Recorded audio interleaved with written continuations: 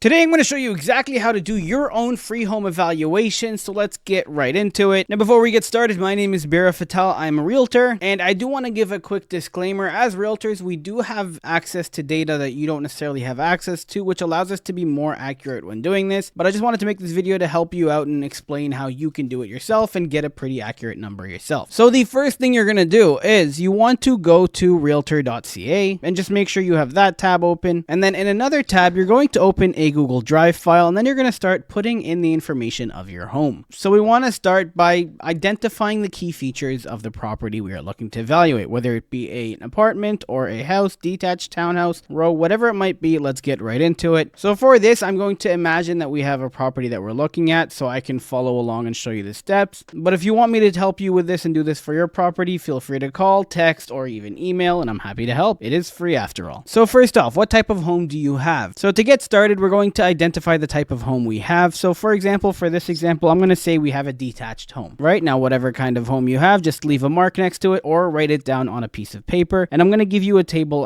in a few seconds that'll show you where to put this information down. Next, you want to identify your home's postal code or neighborhood. So when you're evaluating a home, you can't just say, for example, your home is in Toronto. You can't be like, oh, it just compares to every home in Toronto. Certain neighborhoods have certain values to their properties or certain streets, for example. So you want to be as accurate as possible. Now, given we are currently in a market that is pretty slow, I would recommend going with the neighborhood as opposed to going particular properties, but whatever information you're looking to get, the more accurate, the better. With that, it gets to answer number 3. So how far are you willing to search? I would recommend as of 2024 December, so we're going into 2025, I would say same neighborhood, but again, if the market heats up, you would go down to same street. If the market slows down even more, which is very unlikely, you would go to nearby neighborhoods as well, and you would just kind of do like a localized search. Moving on, you want to start answering the question of how many bedrooms does your property have? So for the sake of this example, I'm going to say our property has 4 bedrooms, and for bathrooms, you're going to see the numbers here are 1, 2, 3, and 4. I'm going to say our property has 2 full bathrooms and 1 half bathroom, which makes it a 2.5. So we're going to go with 2.5 bathrooms. Now, what is the approximate square footage of your home? If you're looking to sell your home and you want to see the value of it, it's good to know the exact size of your home. However, if you have a rough number or from when you purchased the home, you can just check the MLS and it'll kind of tell you that range. But what you want to do here is just identify that. So I'm going to say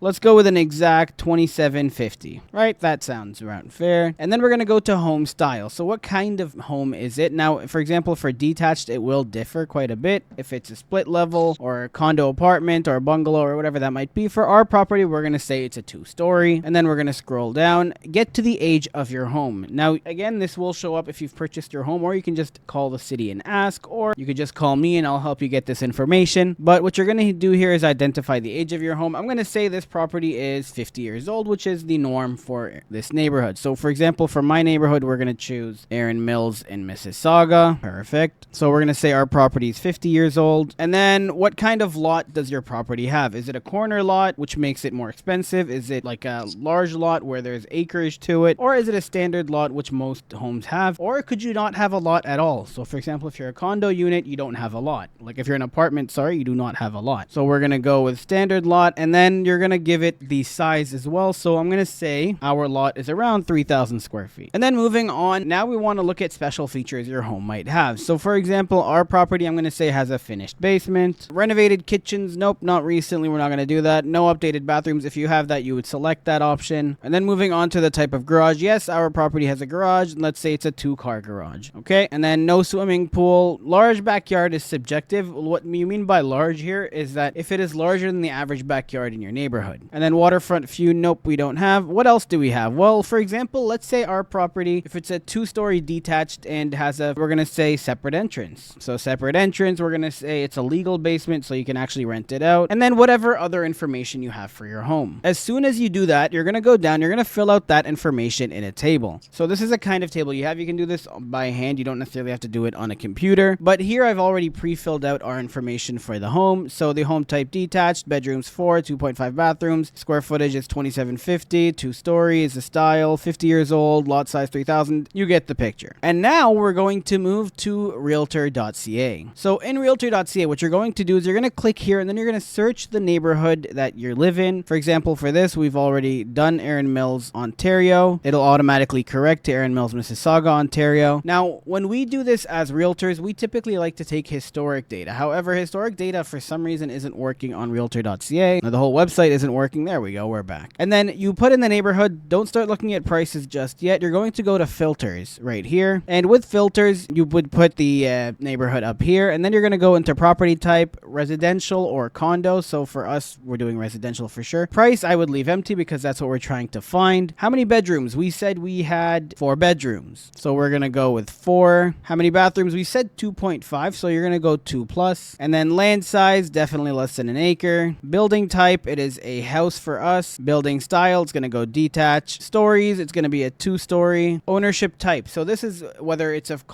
under a condo corporation or a freehold. So do you own the land your home is on? And are you free to do with it as you wish? Now, for this property in particular, we are looking at freehold, but then if you have a condo property, now make sure if you have road fees, you don't necessarily have a condo property, which is fairly common nowadays for townhouses. A road fee just means that the road itself is a common element, but it does not make the property that your home is on necessarily condo owned. So that's that. And then year built, I said 50 years. So for example, that would be somewhere around 1974. So we're going to give it a range. I think it doesn't allow you to be precise when you go back that far. Yeah, it gives you a 10-year range. So we're going to go 1970 all the way to 1980. And then we're going to conduct our search. Now this will conduct a search on what is for sale. Okay, so if you've had the search break like this, odds are the age of the home isn't in that system. So we're just going to go like that, and that should clear it up. There we go. So now we've been given 42 listings that have our information. Here we're going to start adding some more in the keywords section. So in the keywords, for example, we have a finished basement. So I want properties that have finished basements. What else am I looking for? We said our property had a separate entrance. Or actually, wait, our property had a garage as well, 2-door garage. So we need a garage and then separate entrance for the basement. Now we're going to search it again.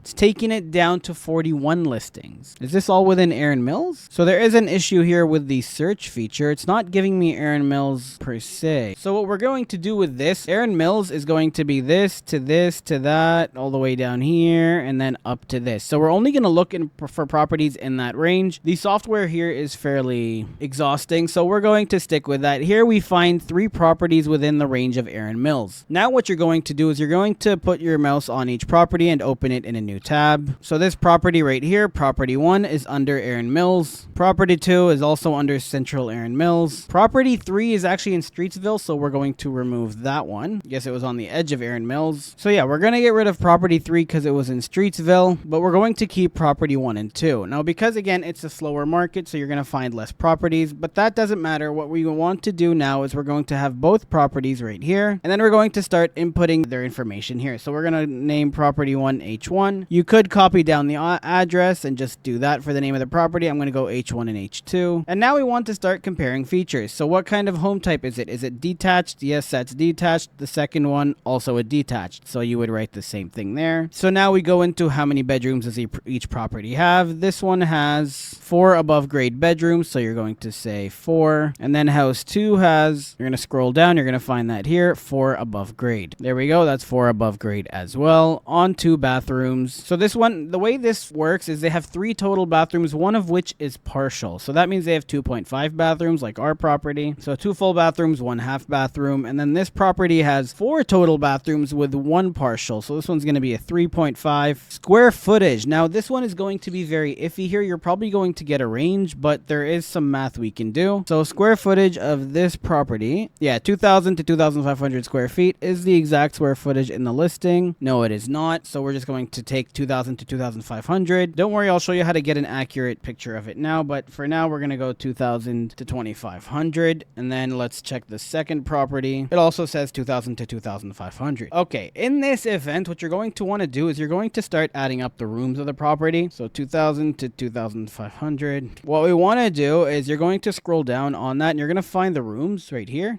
Do not count the basement. Do not whatsoever count the basement. You're going to just add up these, and let me actually just do that real quick. And then you're going to go to the second property and do the exact same. So now counting only the rooms, they actually had very similar square footage. So you're going to find that the square footage after calculation came to around this. Don't worry, there's no lying going on here with the MLS. This is just the square footage of the rooms. It doesn't take into account hallways and other aspects of the home that can increase the square footage, like foyers and things of that sort. So, and given that there's basically a difference of 60 between them, we can cancel cancel that out because it's a small difference in between, which means what we're going to do for these two is we're just going to average it out. So we're going to act like each home here is 2250 because for better or worse, they're within that range and it's not an exact measurement. So it's not going to affect you. Moving on to home style, home 1 is a 2-story. We know that. There we go. And then moving on to home 2, you're going to scroll up the image. It's clearly a 2-story. Now, age of the home. This one might not be mentioned and it usually is not. You're just going to go through the listing. It says nothing about the age, nothing about the age. It's important to note this one's been on the market for 17 days. Okay, they have their zoning description as well here, R5. Yeah, square footage, they're not giving an exact number. And for age, it does not appear to be anywhere in the listing. Now, again, this is information I can get for you, but here it's just not showing up. You could just go to Geo Warehouse and get that information or call the city, but odds are a realtor could just pull that information out for you. But we're just going to discount age completely because within the same neighborhood, it's going to be of similar age by the looks of them. And then moving on to lot size. So I said our property was 3,000 square feet. Their lot sizes are going to be, they should be at the bottom here somewhere. Oh, here they are. Okay. So the frontage times this. So you're going to do 32 times 111 feet and 7 inches. I would bring it down to inches, multiply, then go back up. So this one, and then you're going to do the same thing for house 1 and 2. Now, if you found multiple, that's even better. You're going to get a more accurate number. For this one specifically, I only found 2. Now, this one over here, H1 gave me a 3,751 square feet, whereas home 2 gave me 3,570 square feet for the lot. That is a sizable difference, and it will make a difference in their value. And then we want to go to lot type. This should be very clear from the pictures, but it looks like it's a regular lot. Yep, rectangular. You can just kind of tell that from the pictures. And then here it's going to be, you can always depend on Realtor.ca to work properly, you know. Yep, it's a pretty standard rectangular lot. Okay, so we're going to go standard for both. And now we're going to look at additional features. So for example, one, we're going to look at if they have a finished basement. Home 1, just going to read the listing. Oh, it says finished large open concept basement with a cold cellar. Ooh, that's nice. They all do, but we're going to ignore that. So we're going to go finished. So this one does have a finished basement as well. Let's see if property 2 has a finished basement. Yep, it says it right here, finished basement, which means you're going to go with finished basement. And now we're going to look at if they have anything about a separate entrance. Now, separate entrance is usually mentioned. Okay, so the second one actually says potential separate entrance, so it doesn't have a separate entrance, but it has a potential for one. And then number 1, so it looks like their neighbor has one, but I can't tell if they do, and they don't mention it in the listing. Nope, it says nothing about a separate entrance, so we're going to act like it does not for both. And then 2-car garage, we're going to look at the properties. Yep, this is a 2-car, and this is a 2-car, so they both have that feature. And then finally, the last feature we want to look at is legal basement. Now, we also want to look at other features, like if they have extra features like a swimming pool or any feature that would give them more value to their property. We did look at the pictures of both. They both have standard deck type properties, so none of that going on. But legal basement, let's go back to the listings. So does it say anything about a legal basement? The first one does not. Now, it doesn't cost a lot to make a basement legal, so this one we might be able to discount because maybe it just wasn't mentioned, but we're going to discount that at all completely. So now we have our table ready. The last thing you want to add, you want to go to H1, add its price, and now you're going to prepare for some math. So the price of this one too. Okay, so this one is listed for 1.35. This one is listed for 1.29. Let's just make sure none of them have been on the market for too long. I believe the average right now for this market is around 57 days, give or take. So 17 days still before that. And then the second property has been on the market for 32 days, still before that. Okay, wonderful. We can now get back to our table. So here is where the math comes in. What we want to focus on first is what makes the properties different. So for example, you have a 2.5. This one has a 2.5. Very similar, not going to affect the value there. This one is a 3.5. Usually an extra bathroom will affect a property anywhere from 50 to 100K because it does take away from the square footage of the home, but it also adds a bathroom, so it adds utility. So we're going to, and again,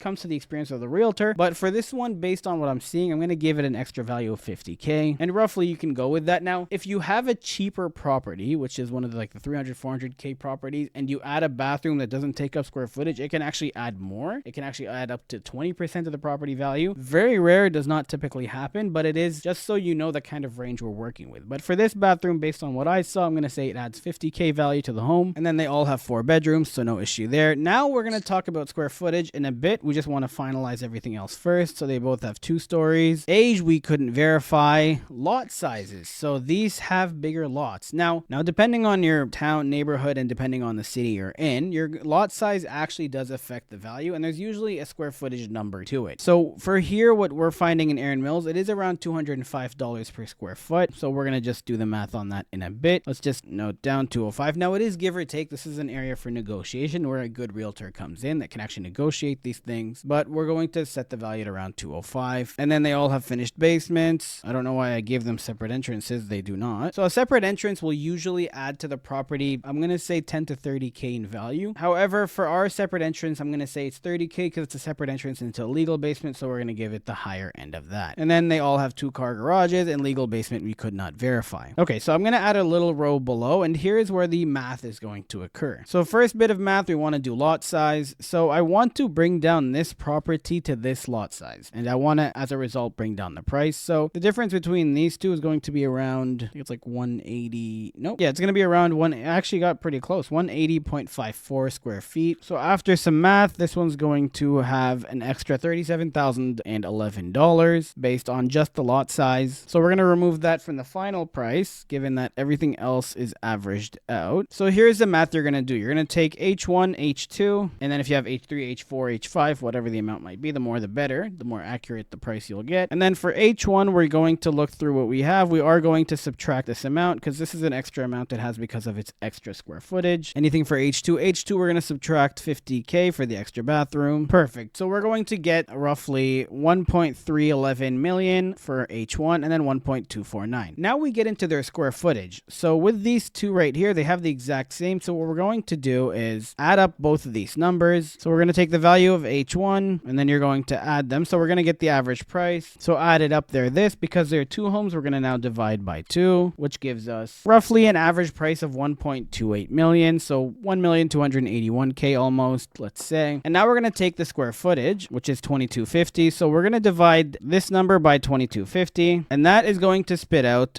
$569.31 per square foot in the Erin Mills neighborhood for this kind of property. So now we can take this number, which is the cost per square foot, and multiply it by our square footage, which is 2750, which is going to equal 1.565 million. Now we're not there yet. Now here we have the price due to its square footage, but now we need to subtract this times 570. So we're just going to note that price right here, just so we don't lose it. And then we're going to do 3,570.67 minus 3,000. So it gives us 570.67. Okay, so what we're going to do now is 3,570.67 minus 3,000. So that's going to give us 570.67. And then we're going to multiply that by the 205. So the price per square foot of lot, which is going to spit out 116.9K, almost 117,000. So here's the final number. We're going to take this number of the value of the square footage, subtract from it the 116 point this, and that will give us a grand value of 1,448,611. We're going to remove the pennies because no one cares about that in real estate. I'm kidding. We care about every detail. But that is your answer. So for this property right here, this is the value we got. Now, if you followed step by step, you'll have the value of your property. Now, this is again a rough number, so you're going to have it depending on the market you're in, give or take 100K or give or take 50K, depending on how volatile the market is at the time. Now, I hope I've been able to help you with this video. If you need help and you need this done by a professional, feel free to reach out. I will happily help you for free. Otherwise, I wish you all the best and have a wonderful day.